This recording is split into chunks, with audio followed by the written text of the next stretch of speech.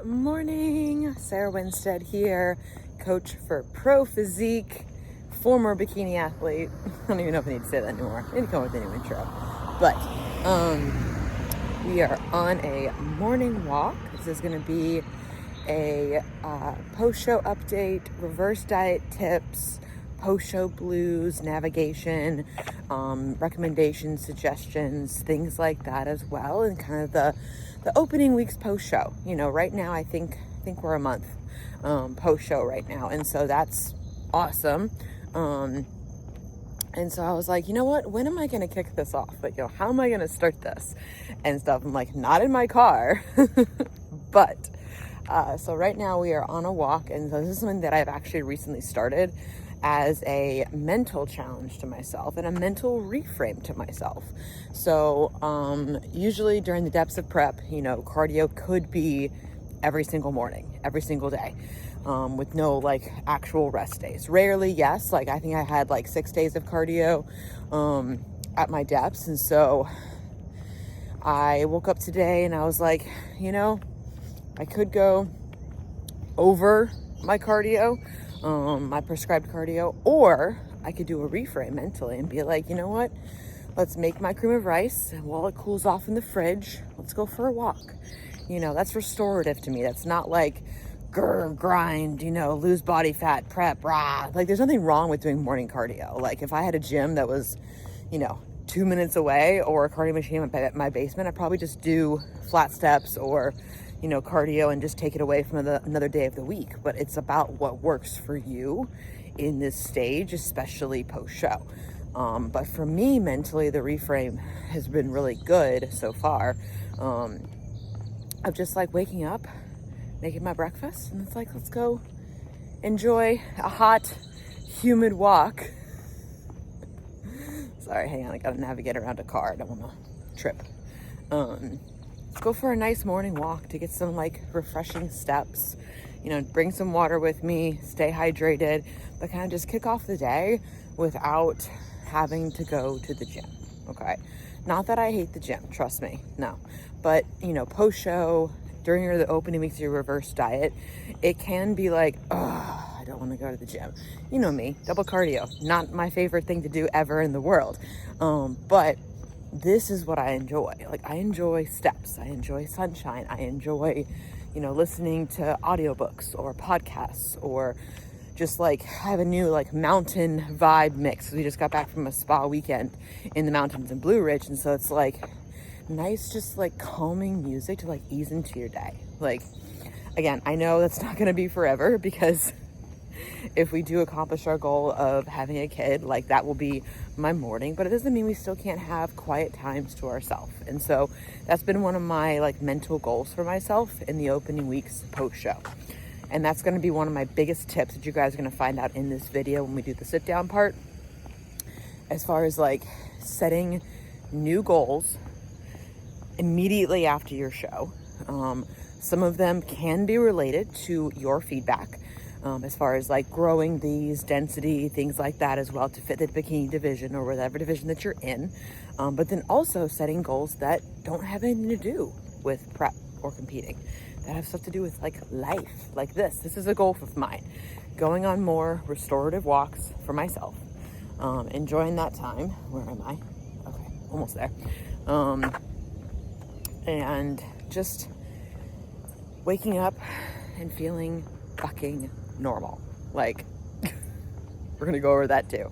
So I just wanted to kind of kick off this video by saying good morning. We are 4 weeks post-show, and we're having more moments of feeling normal.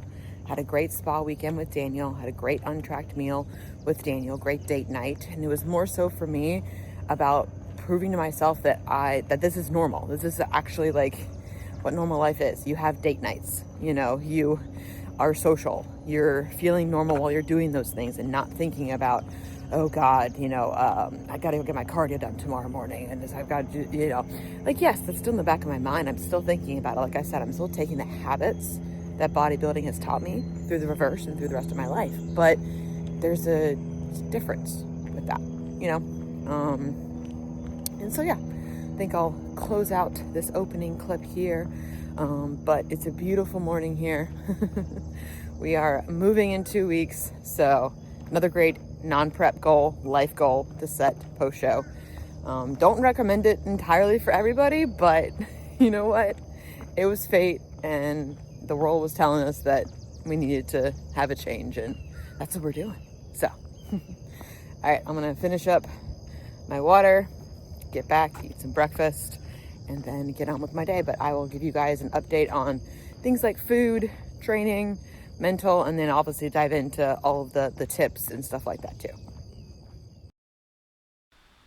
Few clips from training, and so you'll notice that these lifts are the same as my prior training plan. I'm simply going heavier with more intensity, which definitely comes with time and more food, which I'll dive into as well a little bit too. I'm still having my same pre-workout snack, still my same post-workout breakfast, which you guys will see as well. But it's simply more of it as far as like that, because we can have that energy for ourselves.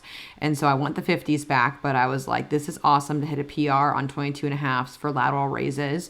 Really refocusing yourselves on what you love in the gym post-show is incredibly important. Setting new PR goals for yourselves, making sure that we are fueling ourselves around training, because a lot of us do start out as athletes, gym rats, people that go to the gym that love lifting heavy, that just love training hard.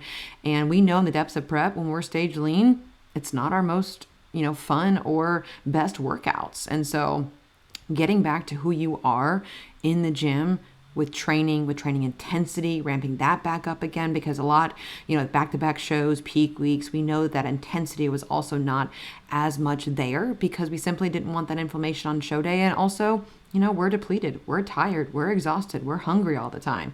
That shifts a lot in the opening weeks post-show. We're still tired, we're still hungry, but you get your energy back. You start noticing different things when you go through training plans and you update your training plans. That's one thing I love doing for clients, is updating the training plan or setting those new PR goals with the same training plan so that they see that progress and they get excited about it again. It's amazing what this mindset can do for you post-show, especially with training.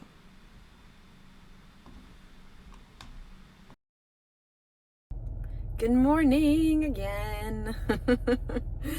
Back in the car, outside the gym, different gym. So we are at my client Maddie's gym. You've seen her before on my channel. So we are training this morning. We're going to be looking at switching up her training plan as well. And so I'm going to be trying some new movements with her, making sure her plan is solid, all those kinds of things to make sure that her improvement season, her reverse diet, everything, is just like on point, and that every session she's growing. So, two of my tips for, navigating post-show blues, navigating the reverse diet, definitely centers around training, as far as like, number one, setting those PR goals for ourselves, the performance-based goals.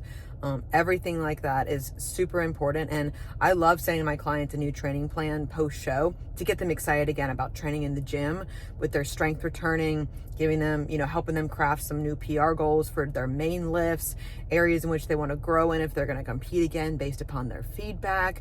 All these things can be helpful to help you refocus your brain on a different path, a different goal, and one that definitely centers around embracing your strength, because a lot of us, myself included, we start off in the gym. We're gym rats. Bodybuilding, as far as the competition side is concerned, it's just something we do from time to time. And so, but this is home for us. And so getting excited about that again, having the energy back again, being an athlete in the gym again, all these things can be super helpful to refocus your brain, as far as training is concerned. And so, and number two, like training with a friend, I don't train a lot with people, like mostly we're all just in our little world, earbuds in, but occasionally meeting up with a friend can be helpful too, to kind of get you back to that feeling of normalcy post-show.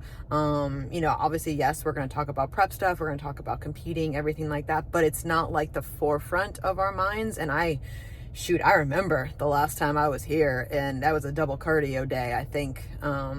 And it was rough, so it's nice to come back here, have the energy, celebrate, be able to be even more present with her, have fun, and just train and do what we love. Like, that's at the very baseline, that's what this is. And so, I love that. I love that about post show. I love that about reverse dieting and getting to do what, what makes us happy, what brings us joy. And like I said, having the energy behind that and like the less of the brain fog and feeling normal again, all positive things. So yeah, we're going to get some upper body training in today, and then we're going to take a look at her whole training plan and see what we can do as far as, making this improvement season really count for her. All right, here is Maddie doing some cable pull aparts. This kind of just mimics what the rear delt machine, the reverse pec deck machine, whatever you want to call it. But girl is putting in the work right now, putting all that food to good use, trying to grow with bikini. We might try out fit model. And so she's just putting all that food to good use. And it's so nice to train with a friend that's kind of going through the same stages of the reverse as I am too. We felt normal, we felt fueled, we felt focused, and we just enjoy our time in the gym. So these are cable pull-throughs, or they can be called single arm lat pull downs. Depending upon what my clients feel best, I may do one variation or the other. But this is great for lat width. For her being so tall, we need that for her long torso. All right, just got done training with Maddie, so eating my breakfast in my car. No, I'm not in prep. Yes, I'm reversing, but habits still remain the same. So we've got my egg whites, cottage cheese, one of these hard-boiled eggs, and then I've got my Elevate cream of rice, and I've been adding some strawberries onto it as well. Got my protein shake, the rest of my core burn. And yeah, so this is breakfast in my car on a Friday after a great training session with one of my clients. And then we're going to head home, walk Yuna, and continue on packing. All right, so closing out this reverse diet video with my tips, recommendations, just kind of a free-flowing conversation, if you will. What I recommend to a lot of my clients, what I've learned myself over the years as well. Because, as it's been said many times, reverse dieting, also in my opinion, I agree, at least the opening weeks can be harder than contest prep. Why is that?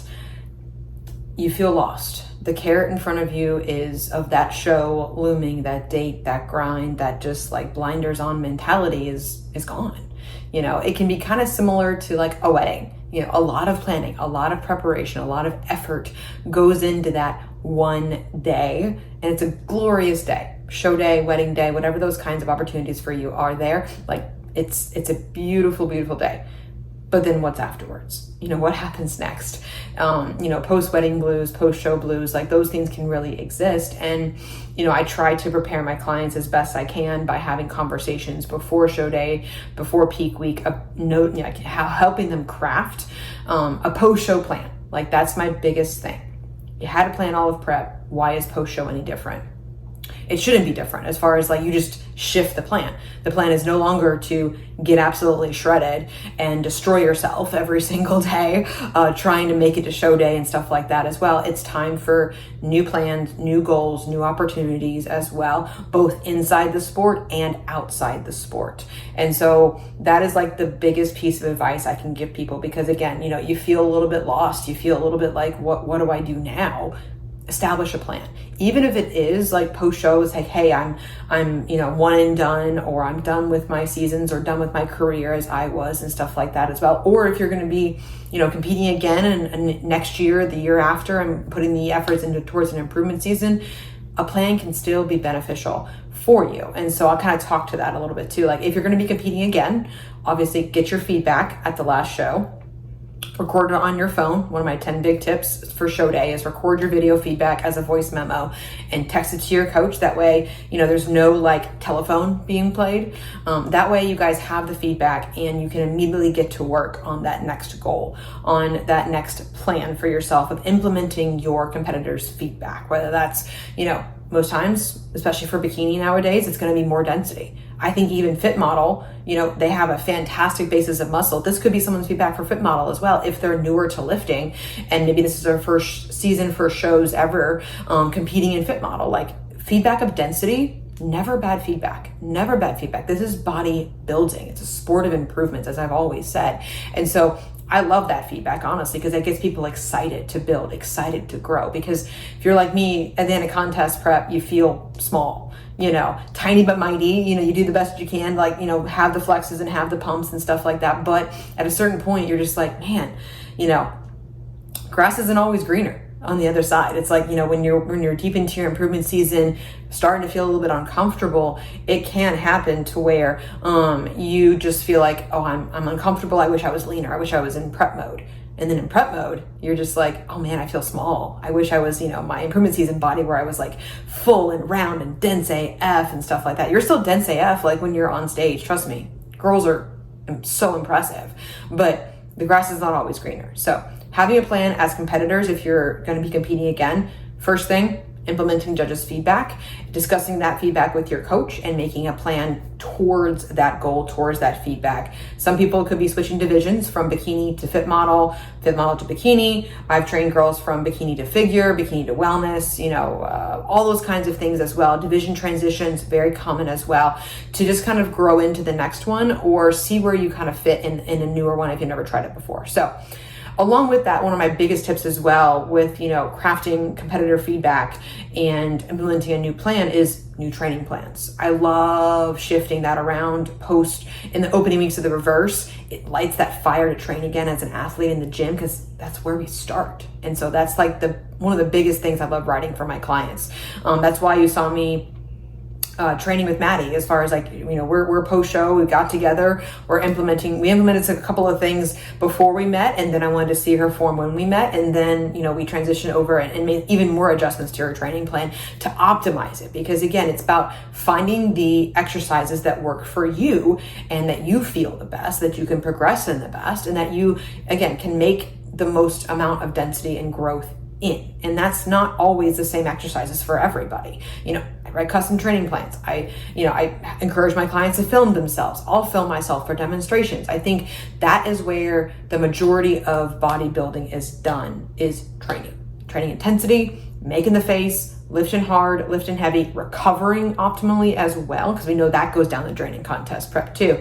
And so those two things definitely go hand in hand in terms of just like having a plan for competitors, having a plan if you're like me, done with your career. It could have been, a bucket list thing for you. It could have been like, hey, I did a few seasons and it's like, I want to start a family, or other financial things or other career things that you're going to be investing in, other normal life things you're going to be investing in.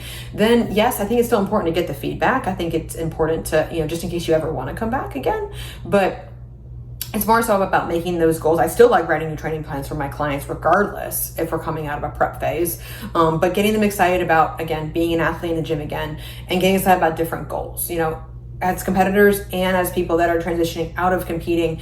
PR goals, extremely helpful. Areas in which you want to start to build in life, like, my people that are transitioning out, like we get to choose. I'm keeping my training mostly the same because I like the look of what I've achieved as far as like the roundness in my shoulders, my glutes. I'm not really training quads as much because I've always been self-conscious about them, honestly, since swimming and gymnastics days and stuff like that. But it can be a nice shift. Like some of my ladies do train arms again, or train chest again, or add that back in, or add some, like plyometrics or performance-based stuff that they haven't been able to do, or like other group exercise classes or yoga classes. Things like that can be very helpful to, again, reignite that fire and give you something new to focus on that is not the scale going down, getting leaner, focusing on, seeing new lines, being shredded and all that kind of stuff. And so refocusing is the biggest thing you can do immediately post-show, again, so you don't have that feelings of like loss or guilt, because then we start eating our feelings, and that just does not do anything well for anybody. So and then of course, if you do start to feel that pull to overeat, to binge, to overindulge, and stuff like that as well, in the opening few weeks of the reverse, please reach out to your coach. Please. If not, reach out to me. Like, I'm here to help. I love supporting clients mentally during those opening weeks post-show. And I have clients that are like, hey, cool, I'm good, I'm going to execute, I have no issues or anything like that. I have clients that do reach out to me, a few days a week, just saying like, hey, I'm feeling that pull, I'm feeling that psychological hunger post-show, and that food focus and food noise, because that is going to be loud. And that's actually based in science, because as we get leaner, leptin, satiety hormone, is stored in our fat cells. That gets lower, so satiety is not there. When you start feeding a body, ghrelin, I like ghrelin because it's like gremlins, like hunger gremlins, that goes up because the body just like is like, oh gosh, we're not in a famine, we're not in that fight or flight mode any single more. And you can feel physically full in your body, but you can not feel psychologically full up here. And that's an actual hormonal response that takes time to get under control. The food noise is real. The food focus is real. The hunger out of this, for me, the first 2 weeks was like, I was eating house. Like I could eat a house and not be satisfied, but I stuck to my plan. I stuck to my macros. Having a post-show macro plan, post-show, reverse diet plan from your coach, absolutely essential to give you a plan to prep your foods, eat your foods, and things like that. But that'll help you stay on track to avoid those feelings of just like, well, what am I going to eat today? Because I think if you try things like intuitive eating too quickly after a show, when we're not out of this like 4 to 6 week danger zone, then that's going to go haywire really quickly. Because again, internally, your hunger and satiety signals are off. It's not just you. It's actually it's science. So, to help avoid that as well, don't hoard treats post-show. Don't put 15 crumble cookies in your freezer because again, discipline, food focus, food noise, that psychological hunger, very high in the opening weeks post-show. Don't hoard them. If you want to have something, that's great. I'm okay with you having something or working it into your macros if you don't feel triggered by it, if you feel safe to do so, and stuff like that. And eventually I do challenge my clients to test themselves. Once they do feel a little bit better, I'm like, okay, go have a date night, with your family, friends, spouse, husband, whatever it is, go have a date night. I'm good with that. See how it goes, because again, we're only going to learn by doing it, by experiencing these kinds of things as well. Yes, it's going to be hard mentally. It is. You're going to feel the pull. You're going to feel those kinds of things as well. But the biggest factor is time and just sticking as close as you possibly can, because your body is in a prime state post-show to gain body fat very, very quickly. It's like a sponge. It's a dried out sponge.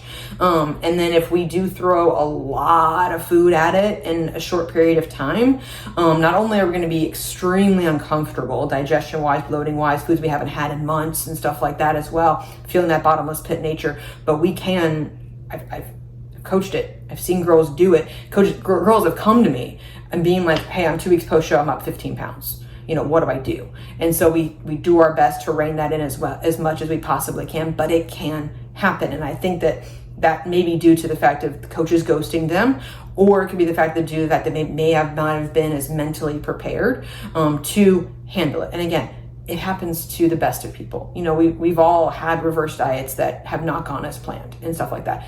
You fuck around, you find out.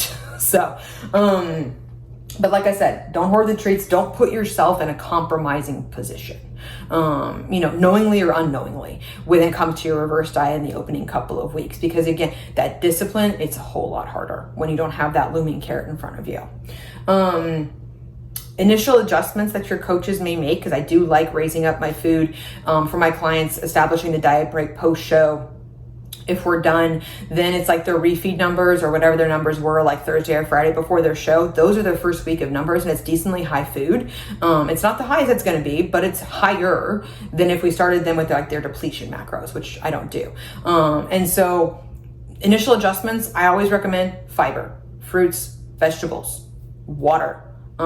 Incorporating more food variety. Like I haven't done much, which is the reason why I haven't really shown much of my food. I think I've implemented like carrots and pineapple, and I put dairy back in. I put some Swiss cheese as well back in for some extra fats. But my food variety is not high because we're moving. And so it's like I'm trying to eat my pantry. So I still have like my caramel rice cakes in because I've got some sleeves left. So, and so I want to use those up before I do things like wraps or sandwiches or expand out my food range. And again, I'm close to 6 weeks, 5-6 weeks post show. And so my food focus, a lot less, my food, a lot higher, than even it was the opening week post show and stuff like that as well. So I don't feel as triggered. And so I gave myself that time, but I started to add in some more nutrients or just some more food of what you're currently eating on prep, like more of your prep foods. If you're doing a macro-based meal plan like I've done in the past, it's helpful because you enjoy the foods, they digest well, you eat the foods. It's simply more of them, like a refeed day. That's how I like treating the opening couple of weeks of the diet break. It's like you're still on plan, you're still hitting your macros. There's simply more food there, which gives you more energy, helps you feel a little bit better, helps you sleep better, helps you poop better, and things like that. But it's just more of it. And then, of course, like I said, things that don't trigger you, fruits and vegetables typically don't trigger people. I don't typically have clients that are going to be overeating mango, or pineapple or grapes. Oh, coach, I ate a whole thing of grapes. And I'm just like, that's okay. That's okay. It's stuff like that is typically, and also again, variety of nutrients and fiber keeps you satiated. And again, those nutrients that we might not have been getting because at the very end, like I was doing romaine and zucchini, like those are my only vegetables in my day, and frozen and strawberries, of course. But it was just like, there wasn't a lot there as far as just like fiber and nutrients are concerned. So that's a great opportunity to work some good stuff back in that isn't going to be triggering, that helps you feel full and that helps you fill in your macros with something that is going to help you for the future. So, and if you are going to indulge, choose what you want, what you actually want. People are going to throw some stuff at you post show.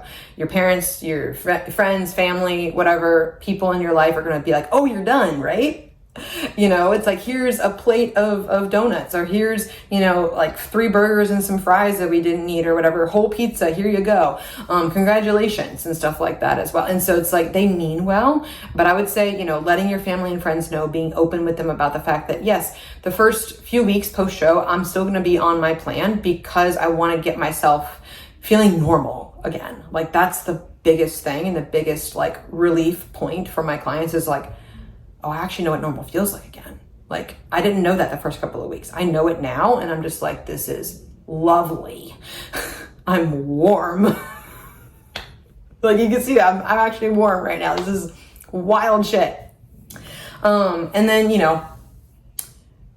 the seafood diet, you see food, you're going to eat it. Like, again, goes back to the not hoarding treats thing, but picking out things you actually want, like, date nights and things like that as well. But picking out, it's like a post-show meal. Pick out what you actually want. It's going to make you feel better knowing that you're going to be picking it out, that you were being like, no, I want my, for me, staples, steak, sweet potato fries, something chocolatey for dessert, done, and bread, obviously too. But it's like, I feel good on those kinds of things because it's like what I actually want. It helps make the memories that much better than people just shoving food in my face and me feeling like I have to eat it. You don't have to eat it. You can say thank you. You can take it and you can put it in your fridge or your freezer or give it to somebody else or take it to your work people or take it to your office. Like you can do those kinds of things to get rid of it if you're just like, I really don't want this right now. It's not saying it's never going to be there because the food is always going to be there. And one of my favorite sayings is, you control the food. The food does not control you. We always have a choice with what we put into our mouths. No one's holding a gun to your head and saying you have to eat that cake. You're choosing to eat it and stuff like that. So, and owning that, if you do go off, if you do those kinds of things, if you do overindulge, if you do binge, tell your coach. Tell your coach.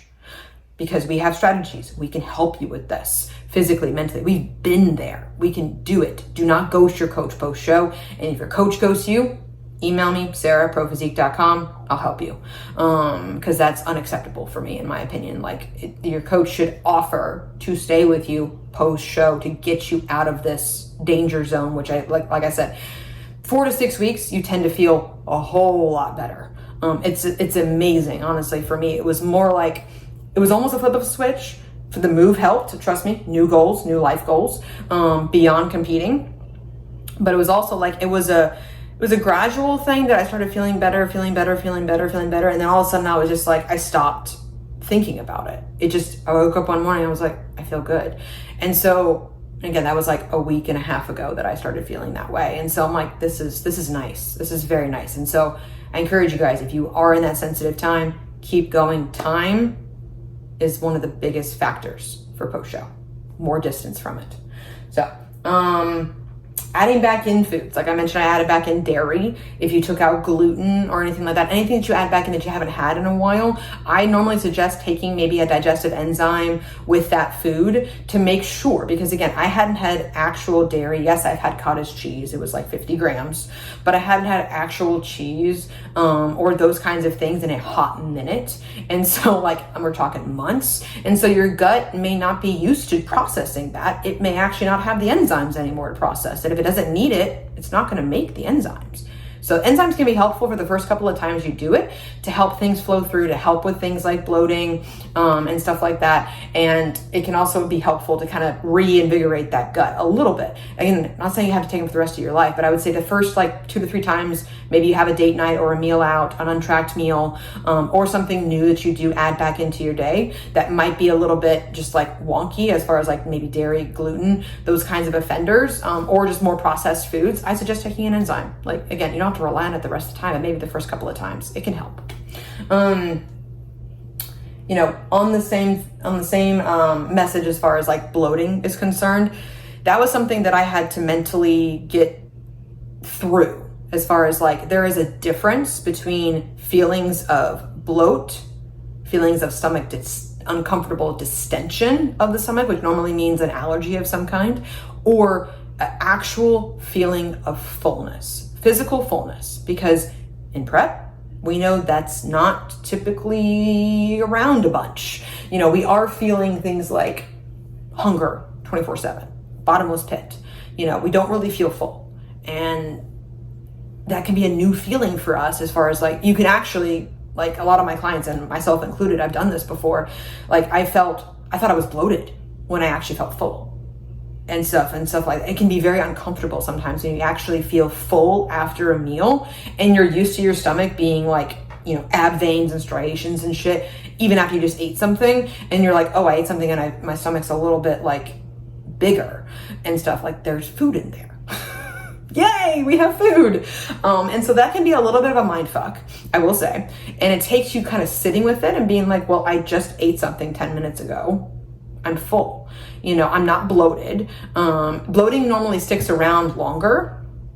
And then the uncomfortable, like I said, distension of the stomach is normally like painful to the touch and it's hard. That normally indicates something with the gut or something with like a food allergy or an intolerance or something like that as well. Different things. But bloating and fullness, similar.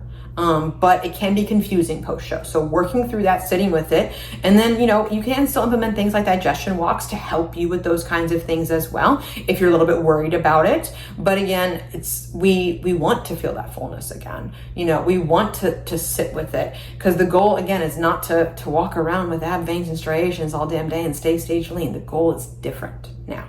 And so, that can be something that you have to work through mentally.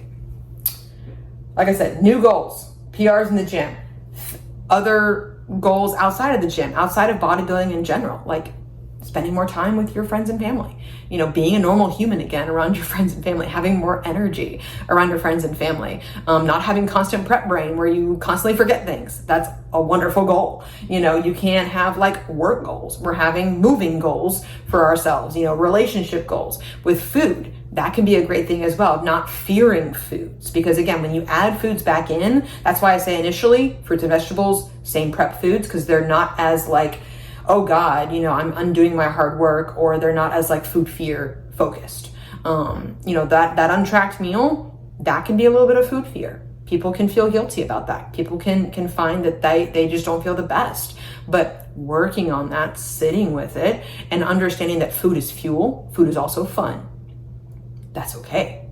And so, especially post-show, especially with our reverse diet, we have to, and again, it's not going to happen in a day. Like I said, 4 to 6 weeks, man.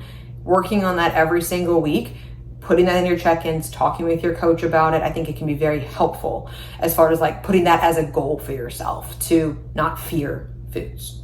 So, and then like I said, feeling normal. That was one of my big goals post-show. It's just feeling normal again and figuring out what that new normal looks like for me now that this is the first time in 8+ years where I haven't had another improvement season to a prep on my brain. As far as like, yeah, I would, you know, if I was going to compete again, take the rest of this year and all of next year off and then come back, celebrate turning 40, I guess, and compete again. But we're not doing that. This is the first time. that I've ever done that. And so it's weird. It's fun. It's just a new normal that you have to sit with, to work through, to journal about, to talk with your friends, family members about, talk with a therapist about, and sit with for a minute to figure out what that new normal actually looks like. And again, it shifts. It's shifting. Like our normal is shifting with moving. So, and then, there is some self-talk involved with reverse dieting. I encourage my clients to have positive self-talk with themselves, as far as like when they do have a moment where they step on the scale and that scale is up.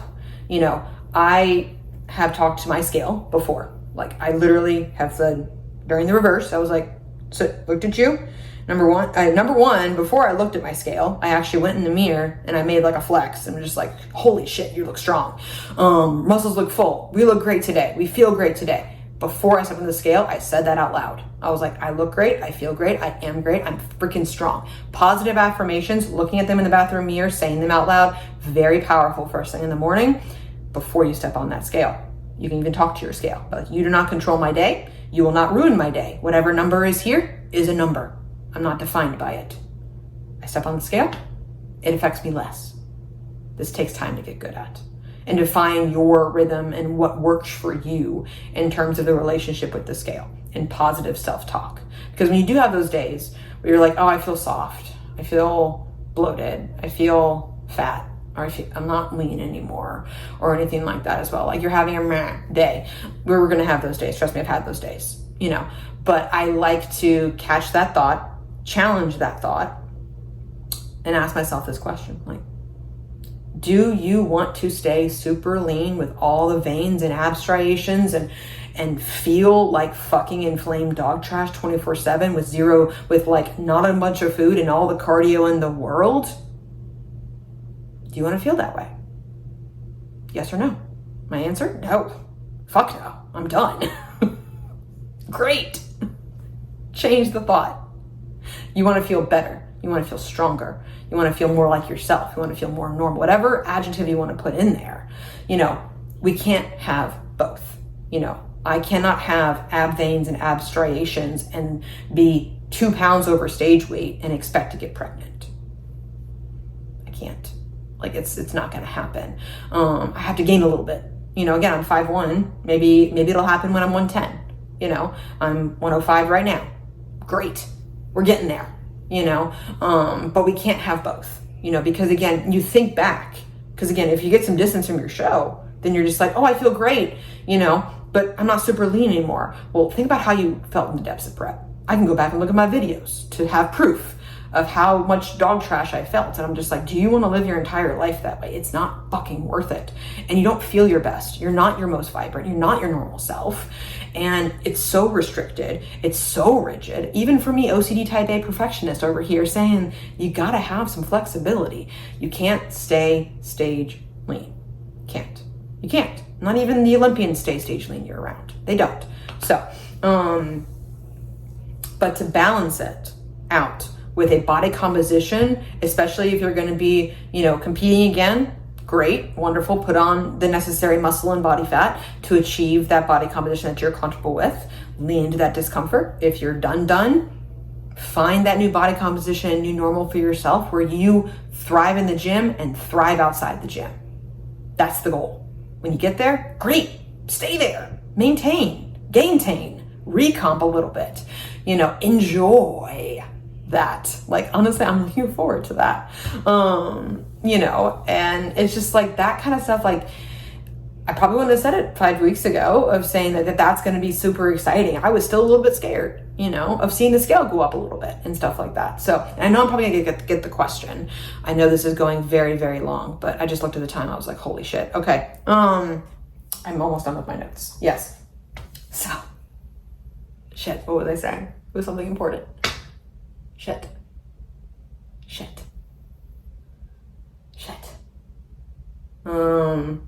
Balancing your body composition. It's gone. Darn it. If I think about it again, I'll come back to it. Anyways,